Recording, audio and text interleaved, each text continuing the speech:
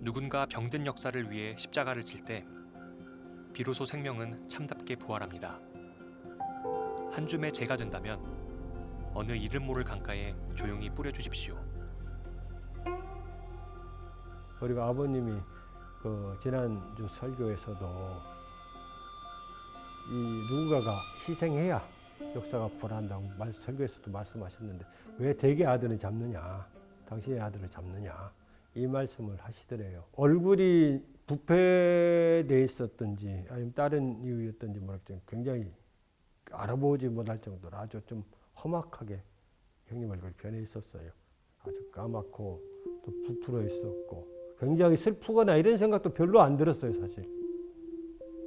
근데 문득 형님이 생각날 때 그때마다 한 번씩 느껴지는 거지.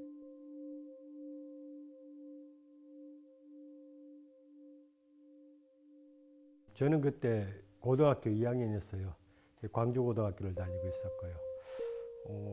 제가 기억하는 5월 18일은 굉장히 좀 화창한 날이었습니다. 그래서 이제 교회 일요일이었어요, 18일이. 그래서 교회 2층 교육관에서 이제 내려다 보이는 쪽이 광주 중앙로입니다. 근데 중앙로 공사를 하고 있었어요.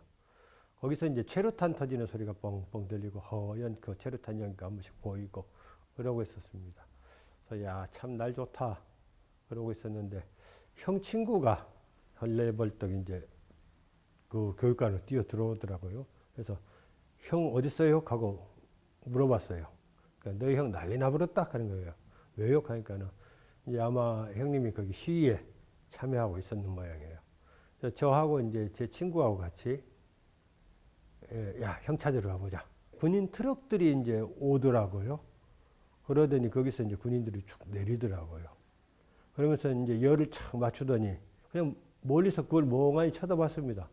근데 그 군인들이 이제 갑자기 뛰어오면서 옛날에 그 큰 박달나무 몽둥이로 사람들을 사정없이 이제 두들겨 패더라고요. 그래서 머리도 때리고 막 피 흘리는 사람들 있고 쓰러지는 사람들 보이고 그러니까 이제 사람들 다리를 양쪽에서 끌고 질질질 끌고 가고 이런 광경들이 제 눈에도 목격이 됐었죠. 그래서 저도 그때 이제 친구하고는 헤어져 버렸죠. 서로. 저도 이제 도망쳐가지고 골목 쪽으로 도망가서 그거 보고 있다가 집으로 돌아왔죠. 근데 형님이 안 돌아오셨어요. 안 돌아오셔가지고는 어떻게 된 건가 라고 이제 확인하다가 아마 다음날 19일 날입니다. 19일 날 아버님이 이제 확인을 해봤습니다. 그 당시 이제 확인을 드린 분이 누구냐면은 정웅 씨라고 당시 31사단 지역사단의 사단장이었죠. 우리 아들 안 보이는데 한번 찾아봐라. 그러니까 이제 조금 이따 연락이 왔습니다. 동훈이 상무대에 잡혀 있습니다. 그러면서 걱정하지 마시라고 자기가 책임지고 데리고 나오겠다고. 그래가지고 형님이 20일 날 집으로 돌아왔어요. 집으로 돌아왔는데 보니까 이제 머리를 뭐 몽둥이로 맞았는지 뭐 했는지 이렇게 피딱지가 져 있고 그런 상태였어요. 형님이 워낙 센 분이에요. 굉장히 세고 그다음에 이게 제가 보기엔 굉장히 조숙한 분이에요.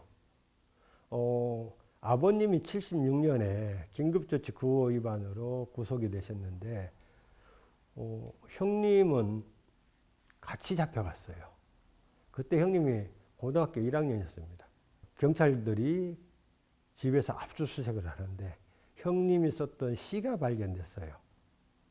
뭐 이렇게 노트에다가 이렇게 시를 적었는데 형님 시를 참 잘 쓰셨어요. 잘 쓰셨는데 그 시에 유신을 비판하는 내용이 있다. 그래서 형을 같이 잡아갔어요. 형님이 그렇게 좀 조숙하신 분이에요. 조숙하시고 운동을 굉장히 많이 하셨어요.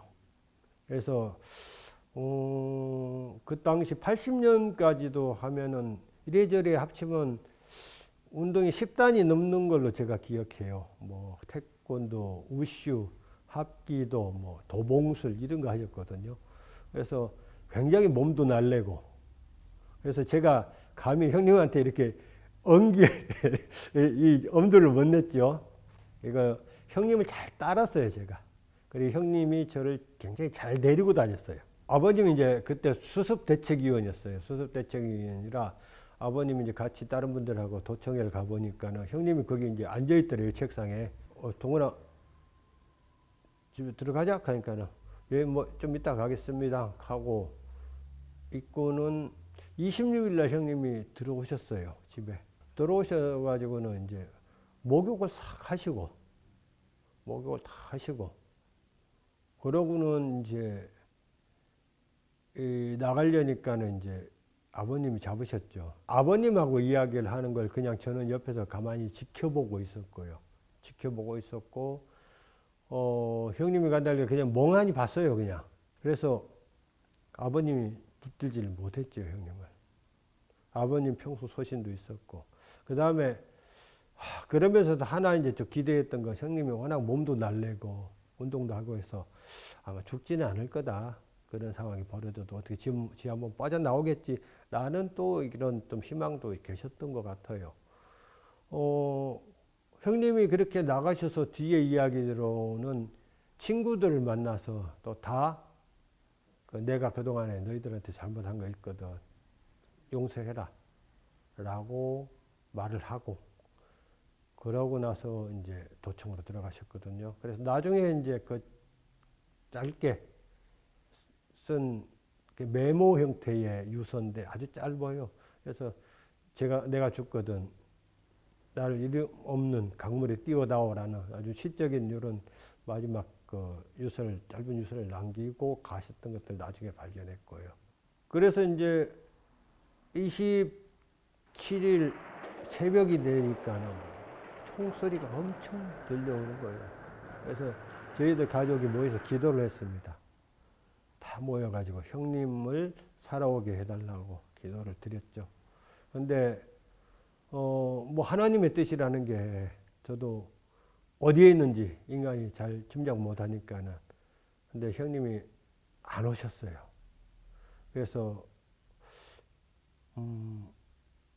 나중에 3일 뒤에 망월동에서 그쪽으로 해가지고 연락이 왔더라고요. 확인해라. 형님을 확인해봐라. 이하고 이가 이제 형님이 하나가 약간 튀어나와 있었고 손등에 그 상처가 또 하나 있었거든요. 그걸로 형님을 확인했죠. 그래서 형님이구나 하고. 근데 저도 옆에 있었지만은 그 실감이 잘 안 나더라고요. 진짜 실감이 안 나더라고요. 형의 부재가 계속 실감이 안 났어요, 저는. 형님의 죽음 때문에 아버님 마음이 굉장히 아프셨죠. 내가 잡았더라면 안 죽었을 건데. 또, 정궁장군한테 이야기를 안 해서 그냥 18일날 잡혀간 채로 놔둬놨으면 27일날 죽을 일은 없었을 건데 고생은 좀 했겠지만 그런 자책이 아버님도 참 많으셨죠. 그것 때문에 아버님이 대구로 오신 거죠. 대구로 오셨고, 근데 오셔가지고 여기서 또 뭐 그냥 또 자연스럽게 그 사회운동이나 학생운동, 기독교운동을 하던 분들, 청년들을 만나게 되고, 강단에 올라가셔서도 그 전두환 정부 시절에도, 그 엄혹한 시절에도, 그냥 막 비판을 하시고, 저는 또 형님이 항상 문득문득 생각나고, 처음에는 그 무거움 때문에 참 힘들었어요, 저도. 제가 이렇게 조금씩 나이 먹으면서 더 이제 사회에 대해서 눈을 뜨면서 그런 문제들은 더 다가오더라고요. 다가오고. 그게 85년도 6월달 사건입니다. 핵심은 그거죠. 광주 항쟁에 대한 왜곡 보도. KBS에 이제 화염병을 던지고 유인물을 뿌리고 그러면서 이제 구속이 됐죠. 그래서 뭐 제가 이제 학생운동을 하게 되고 나중에 노동운동을 하게 되고 이렇게 됐는데 뭐 제가 신념이나 의지 이런 것보다는 어떻게 보면 기독교의 모태신앙처럼 그런 과정에 그냥 자연스럽게 이렇게 뛰어 들어갔던 것 같아요. 그렇게 이제 하다가 뭐 결혼도 하고 또 생업도 있고 이제 94년도에 매형이 여기서 이제 돼지를 키우고 있었어요. 농장을 좀 크게 했는데 그게 하필이면 이제 성주였죠. 뭐 매우 우연하게 열로 와서 정착을 하게 된 거죠. 그러다가 그렇게 뭐 하고 있는데 16년에 사드가 푹 들어온 거예요. 그래서 뭐 또 성격상 기질상 가만히 있을 수는 없고 그냥 나가봤습니다. 나오던 기관지라 그럴까요? 여기 소식지가 있었습니다. 소식지 이제 제가 이제 편집을 맡으면서 이제 좀 본격적으로 뛰어들기 시작했죠.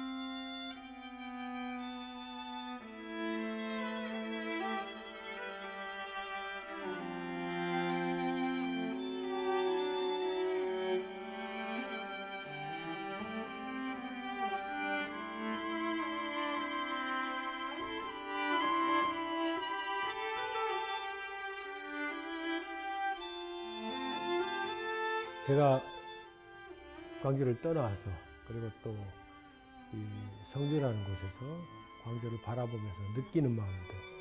그 당시에 광주에 다 목교해왔고 그 현장에 있었던 사람들로는 그 피해, 그 학살에 대한 것들을 쉽게 잊어버리는 못할 겁니다. 그런데 광주가 한 걸음 아니면 아주 큰 걸음을 한번 내딛기 위해서는 저는 공동체 속에서 사람들이 느꼈던 그 힘들, 기쁨들, 서로가 김밥, 주먹밥 나눠주면서 그리고 가게에 있던 빵, 음료수 막 그 외곽지 전투하러 나가는 사람들에게 실어주면서 느꼈던 그 마음들. 이게 뭘까를 이렇게 생각해 보는 것들이 굉장히 중요하다고 저는 생각합니다.